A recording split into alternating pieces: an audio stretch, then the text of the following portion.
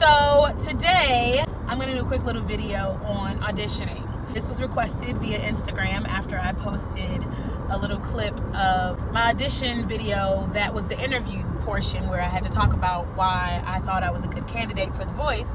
And in response, my young homeboy Amos asked me to do a video or create some content around auditioning. And so I've been thinking about it and what I wanted to kind of dive into regarding that, and just really thinking about my process. So I came up with some things that I want to share.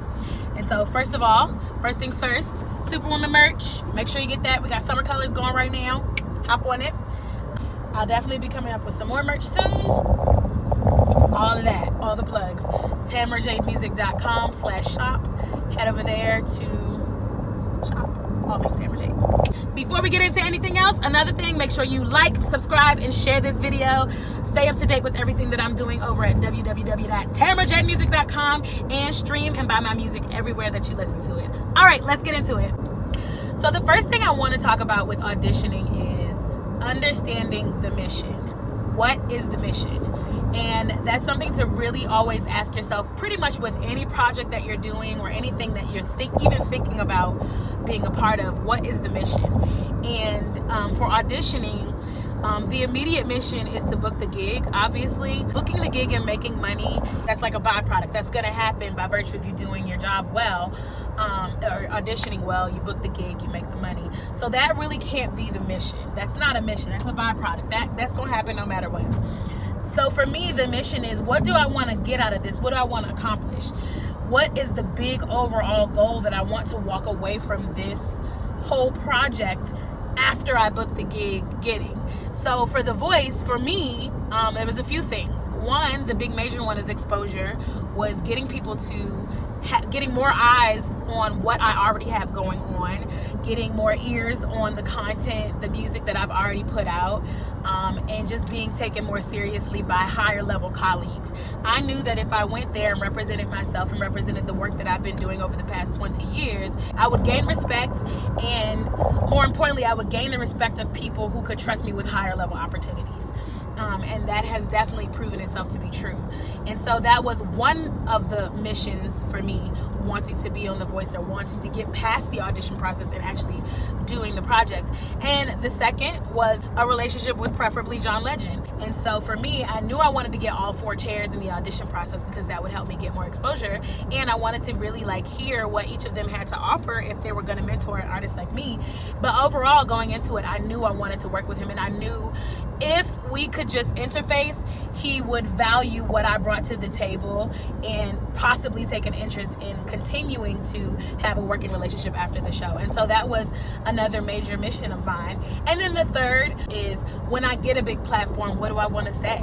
You know, when people are listening to me, how do I want to utilize that platform? And what do I want to be hired for?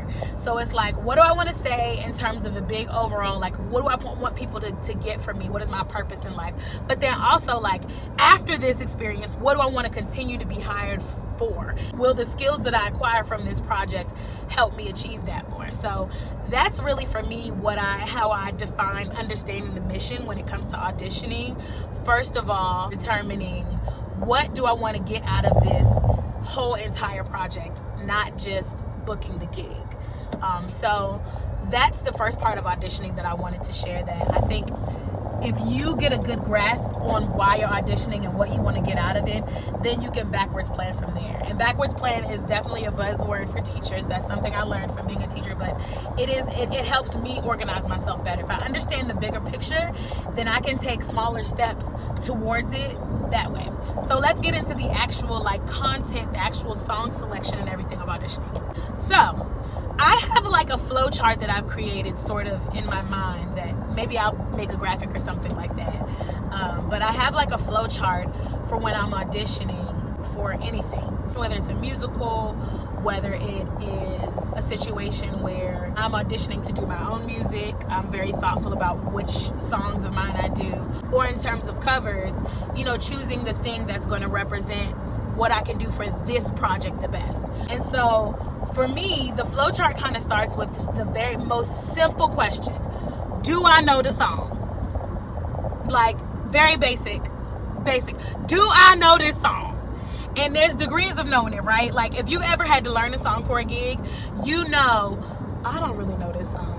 So there's like, do I know this song? Like, have I sung it before? And so I've done the wedding band thing a lot. So I have a pretty good arsenal of music in my repertoire. So have I sung it before? Even with words or whatever. Like, do I know it? Or like, have I heard it enough to be able to sing it? So sometimes on wedding gigs, I don't sing a song, but I've heard somebody else do it so many times that I could sing it. Or I've sung it along in my head enough that I, with rehearsal, could do it. Or do I not know it at all? Like, it's very simple. Do I know it very well? Do I kind of know it? Do I not know it? If the answer is no, I don't know it, do I have time to learn it? Okay? First of all, because booked and busy, do I have time to learn it?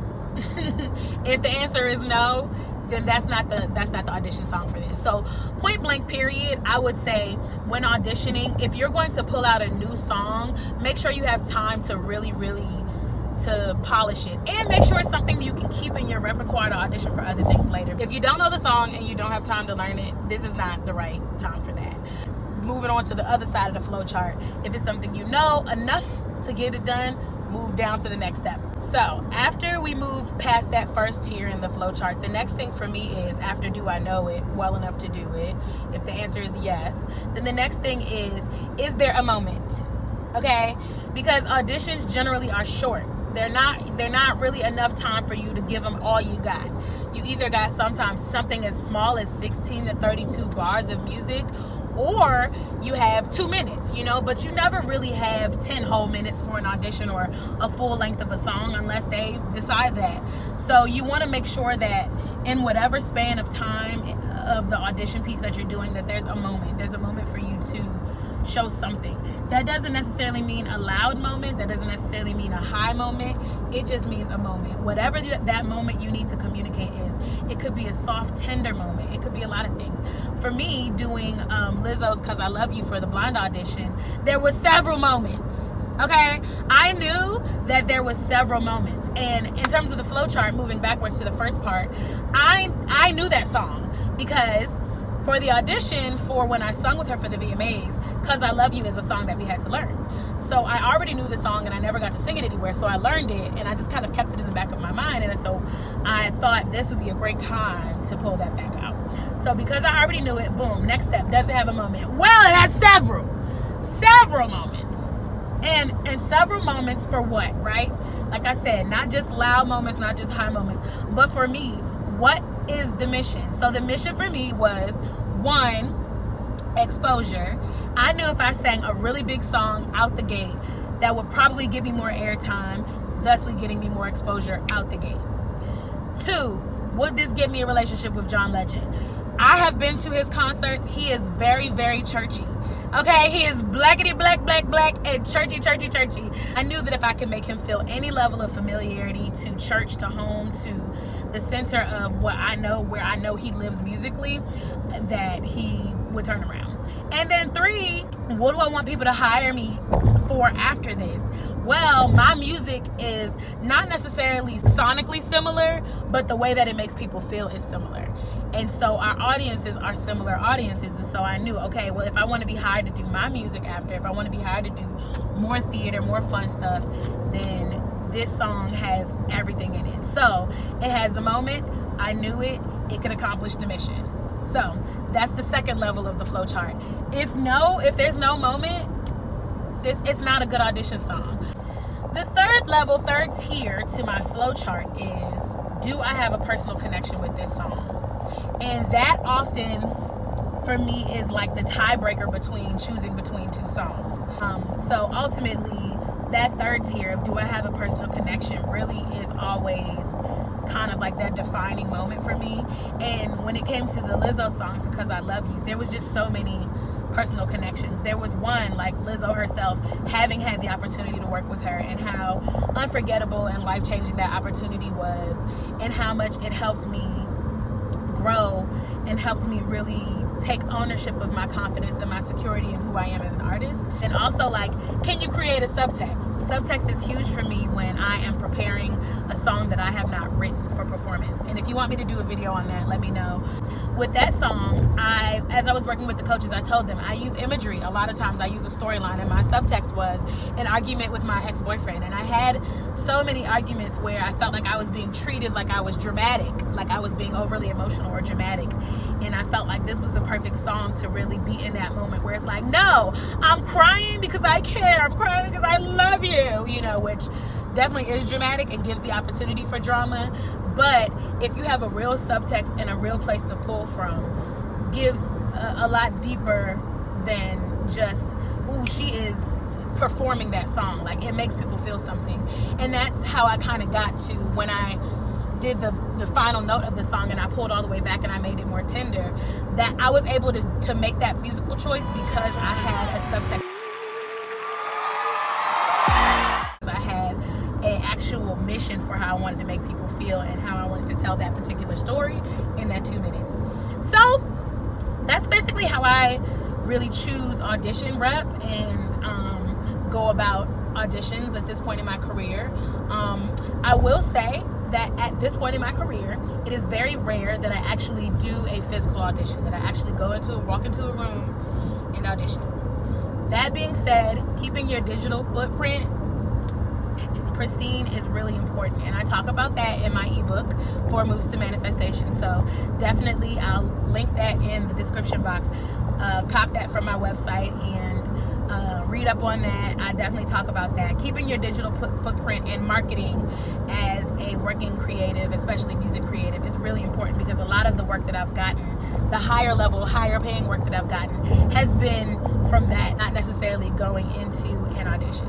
So that is that. And also check out my blog. I have a whole 5-part series called Practicing Professionalism to help the working music creative really stay on top of their marketing, on top of their professionalism. There's no HR handbook, there's no orientation, there's no professional development for the working music creative. So this is my goal, my offering as an artist, as a mentor in music for working music creatives and people who really want that to be how they spend the majority of their time.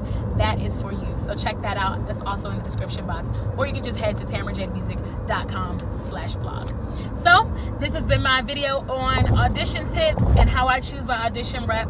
Let me know in the comments if you'd like me to talk about anything else, or if you want me to delve into anything specific. As always, stay empowered, stay inspired, and stay motivated to keep chasing those dreams. Peace.